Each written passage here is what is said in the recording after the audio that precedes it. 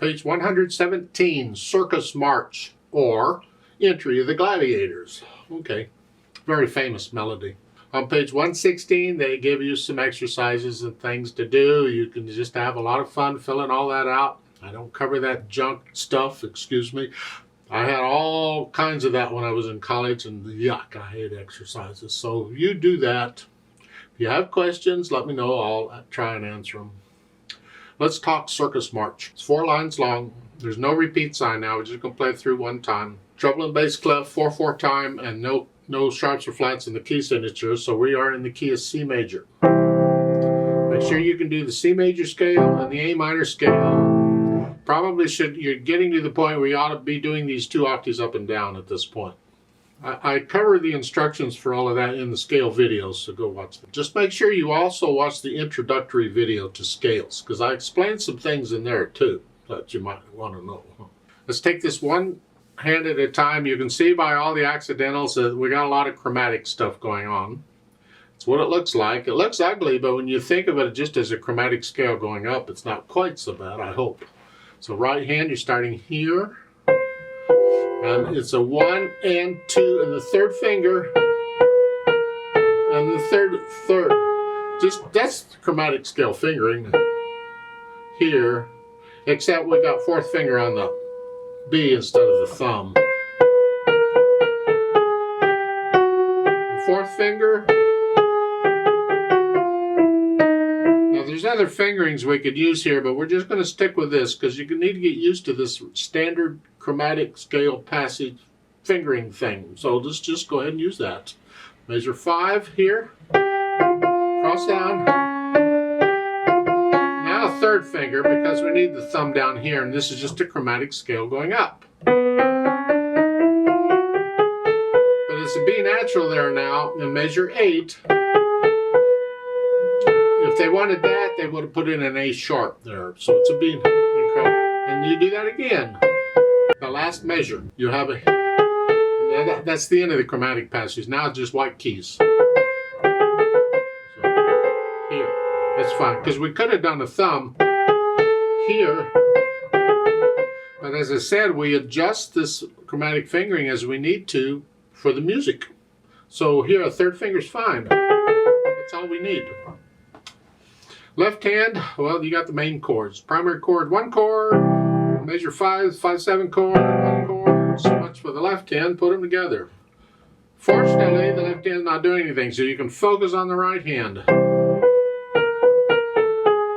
I didn't talk about the rhythm because I assume you understand 8th notes by now. If you don't, you really need to start this book again and go through it again.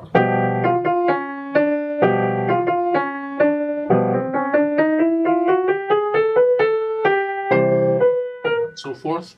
You don't need to go that fast. You go your speed, you take it really slow, and then go back through and get rid of the hesitation. So it is a steady beat. 1, 2. It doesn't matter how fast you go at this point, but it does matter that it is a steady beat, no hesitations anywhere. And when you can do that, then we add in the articulation. Staccatos, nice light wrist staccato. Connect it. Staccato. Accent.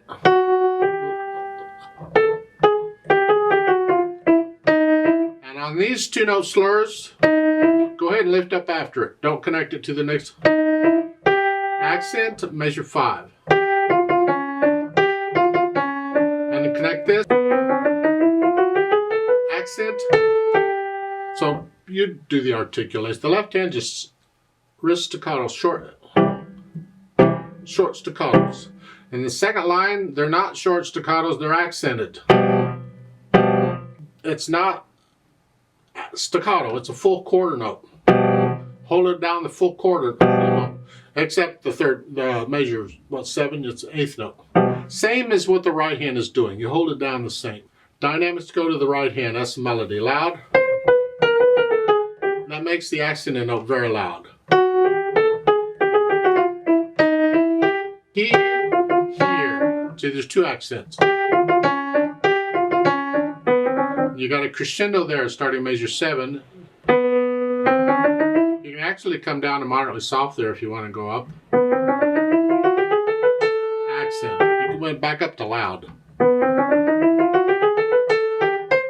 And then at the end, you crescendo again. Come down and go back up. And you accent there. And I'm dropping the wrist. I'm using weight to play. I don't use the fingers to try and do it. I let the weight push the note down, so when I need it louder, I use more weight. On an accent, I use more weight. Let the wrist collapse on these two. Don't play with a stiff wrist. Relax. Stay relaxed. The muscles don't work well when you get tense. When you get tense enough, they don't work at all. So speed goes, it's a march. Left, right, left, right, left. That's good enough. A lot of times this is felt in two, so you take it twice that fast. But left, right. Left, right, left, right. However, you can slow your march way down and just take it left, right. I think that's a little slow, but it's got to be accurate. So it's got to be your march tempo.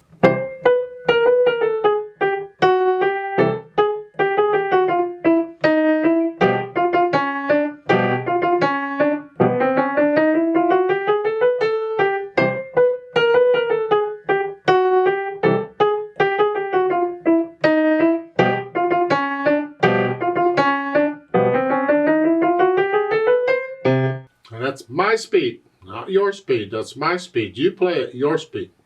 I'd like to play it with you slowly, and let's just double check all the notes. I almost don't need to play the left hand because it isn't doing much. I'll go ahead and include it, but I'm going to play it softly because it's really the right hand we're after here. So I'll give us 4 counts.